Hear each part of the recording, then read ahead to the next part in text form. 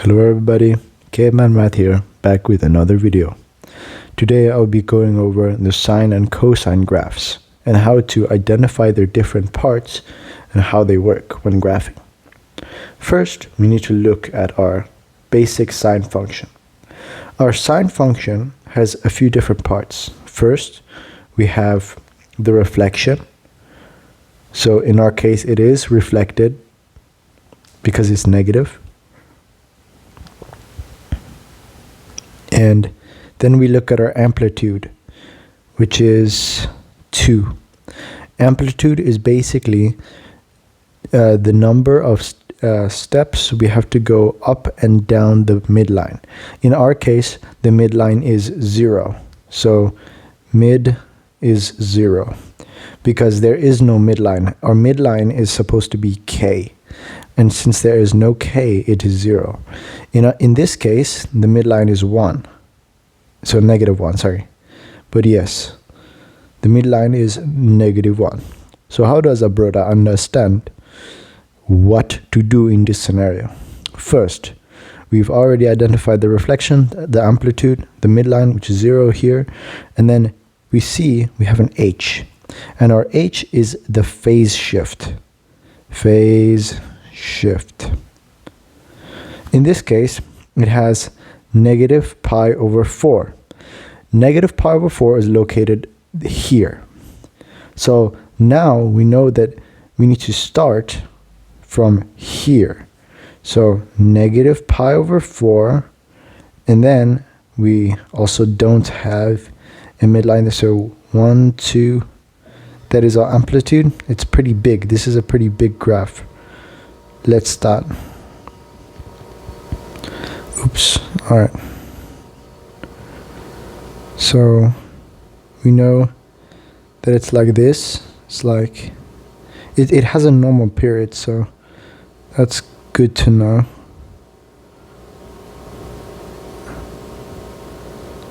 And then it's pretty hard to draw because my drawing skills aren't really the best, but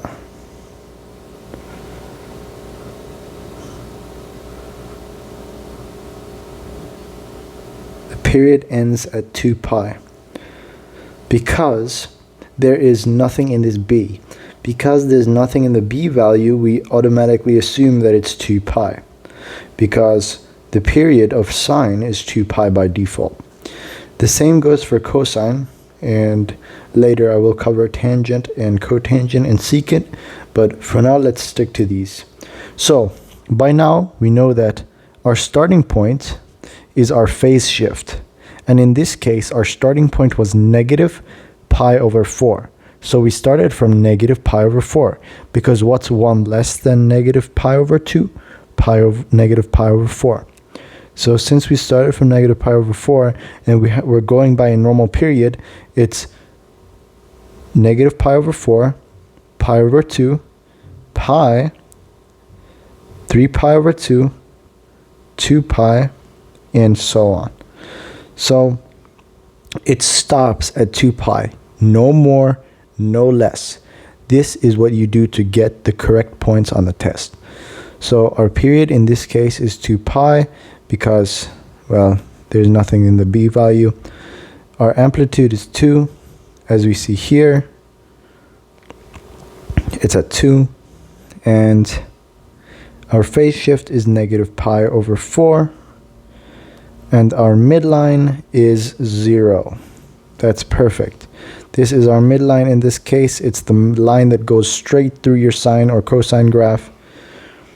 Well, now that we know that, let's look at the second one. The second one does not appear to have an a value or an amplitude, so we can just leave that as 1. Our phase shift, however, is actually pi.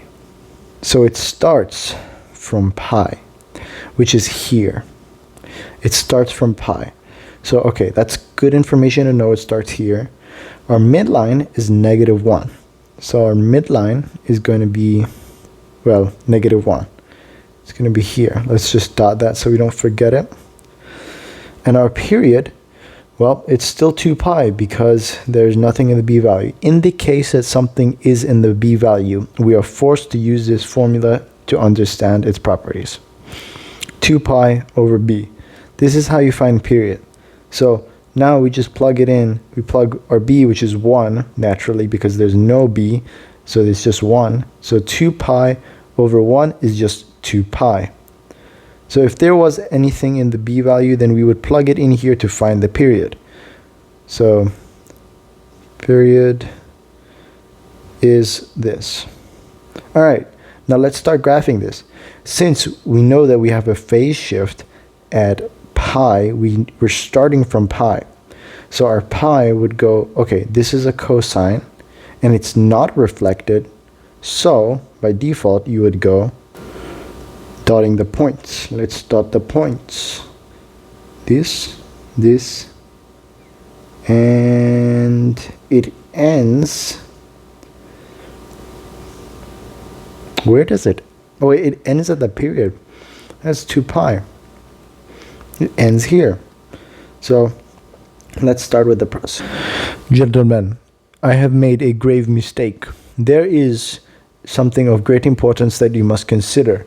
Since we started from pi, we cannot just simply end on 2 pi, because, well, it would just look weird. It would look like this, right? That wouldn't look right. So it's actually 3 pi. Our period is 3 pi. So it's going to end on 3 pi.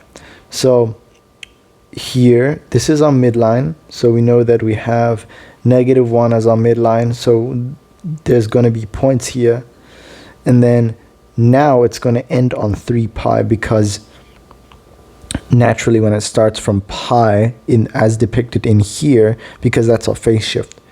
So we go down. Oh, don't need to draw that right.